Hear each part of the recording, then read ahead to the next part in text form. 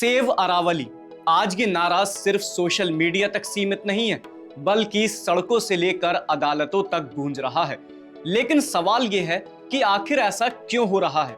अरावली को लेकर विवाद क्या है और क्यों लगातार लोग सरकार के फैसलों के खिलाफ आवाज उठा रहे हैं?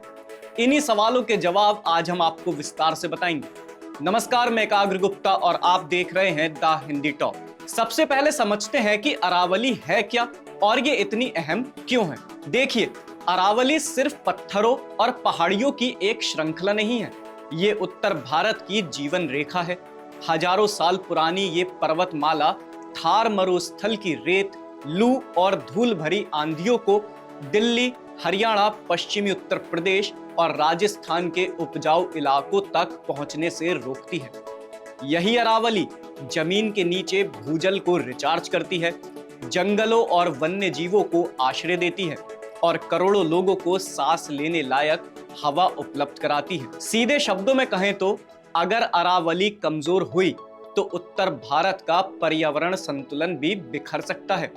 लेकिन आज यही अरावली एक बार फिर सियासत, कानून और पर्यावरण के टकराव का केंद्र बन चुकी है।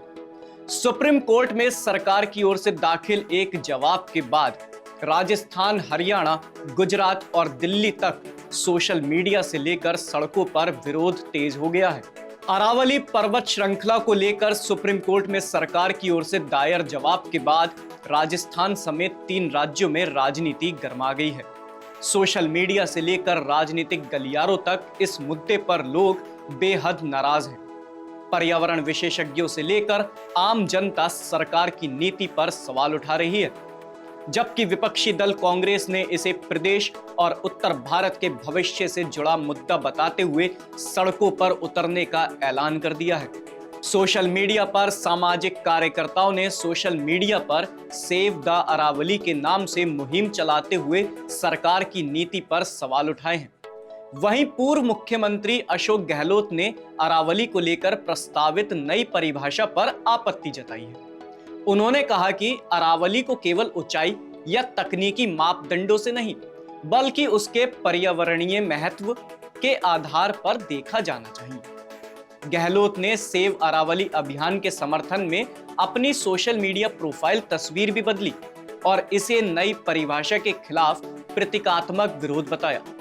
गहलोत ने कहा कि अरावली उत्तर भारत के लिए एक प्राकृतिक सुरक्षा दीवार है, जो थार मरुस्थल की रेत और लू को दिल्ली, हरियाणा और पश्चिमी उत्तर प्रदेश तक पहुंचने से रोकती है। यदि छोटी पहाड़ियों और गैपिंग एरिया को खनन के लिए खोला गया तो मरुस्थलीकरण तेज होगा और तापमान में खतरनाक बढ़ोतरी होगी। अरावली की पहाड़ियां और जंगल एनसीआर और आसपास के क्षेत्रों के लिए फेफड़ों की तरह काम करते हैं।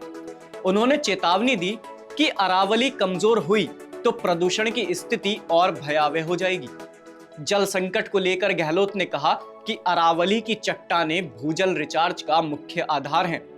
पहाड़ खत्म होने का मतलब है कि आने वाले समय में पीने के पानी की गंभीर किल्लत, वन्य जीवों का लुप्त होना और पूरी परिस्थिति की व्यवस्था का संतुलन बिगड़ जाना। अब आपको बताते हैं सरकार ने सुप्रीम कोर्ट में क्या जवाब दिया है।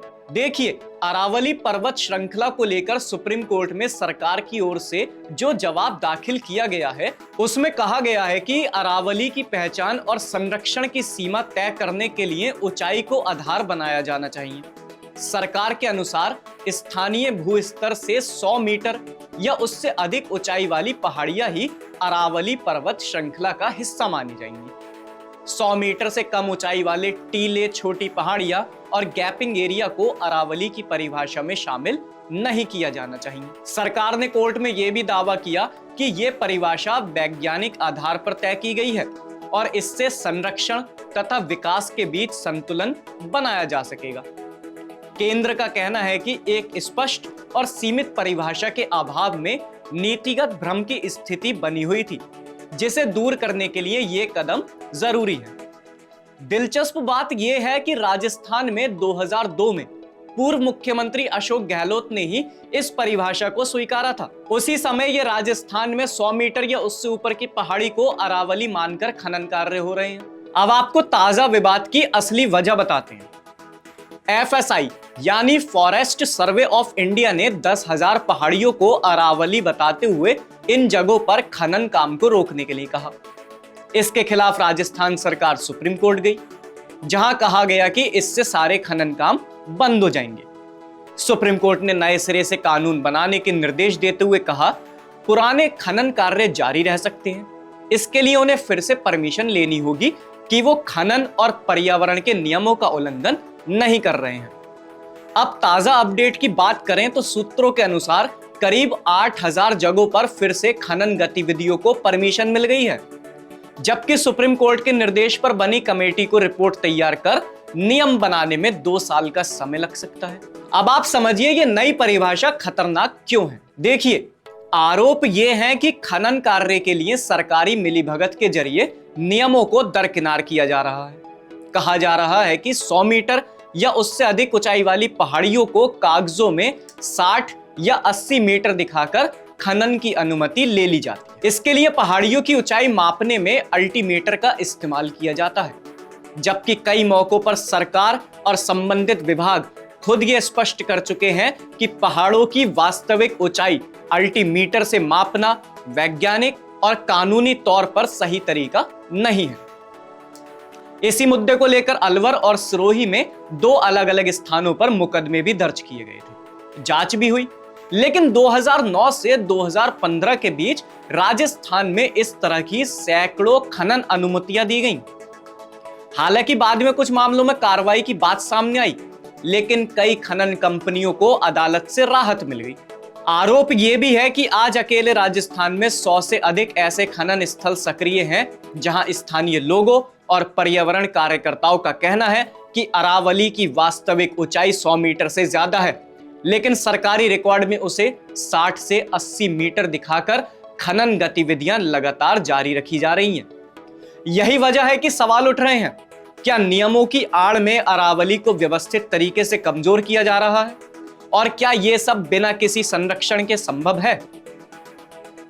सवाल अब सिर्फ इतना नहीं है कि अरावली 60 मीटर की है या 100 मीटर की। असल सवाल यह है कि क्या सरकार पर्यावरण को बचाने की मंशा रखती है, या कागजों पर पहाड़ों की ऊंचाई घटाकर खनन के रास्ते खोलना चाहती है। जब पहाड़ नापने के तरीके पर ही सवाल हो, जब अदालतें कह चुकी हो कि अल्टीमीटर से पहाड़ नहीं मापे जा सकते और फिर भी उसी आधार पर परमिशन दी जा रही हो, तो ये सिर्फ तकनीकी गलती नहीं बल्कि नीति और नियत दोनों पर सवाल है। आज अरावली को गैपिंग एरिया और छोटी पहाड़ी कहकर बाहर किया जा रहा है, कल शायद जंगल, फिर नदियां और फिर हवा भी परिभाषाओं में उलझा दी जाएंगी। सरकार कहती है विकास जरूरी है, लेकिन सवाल यह है कि किसका विकास और किसकी कीमत पर। अगर अरावली ही नहीं बचेगी तो दिल्ली एनसीआर की हवा, राजस्थान का पानी और उत्तर भारत का भविष्य किस पर टिका रहेगा? क्योंकि इतिहास गवाह है, जब पहाड़ कागजों में छोटे कर दिए जाते हैं तो तबाही जमीन पर बहुत बड़ी होती है। अब फैसला अदालतों के हाथ में है, लेकिन जिम्मेदारी सरकार की। वो ये कि अरावली को सिर्फ मापदंडों में ना तौलें, बल्कि उसे उत्तर भारत की आखिरी प्राकृतिक ढाल समझें, वरना आने वाली पीढ़ियां ये नहीं पूछेंगी कि अरावली 60 मीटर की थी या 100 मीटर की। वो बस ये पूछेंगी कि जब बचाने का वक्त था तब सरकार कहां थी। आपकी इस खबर पर क्या राय है, हमें कमेंट सेक्शन में जरूर बताएं, और आप हमारे चैनल द हिंदी टॉप को सब्सक्राइब करें। इसके साथ ही आप हमें social media platform X, Facebook और इंस्टाग्राम पर भी फॉलो कर सकते हैं।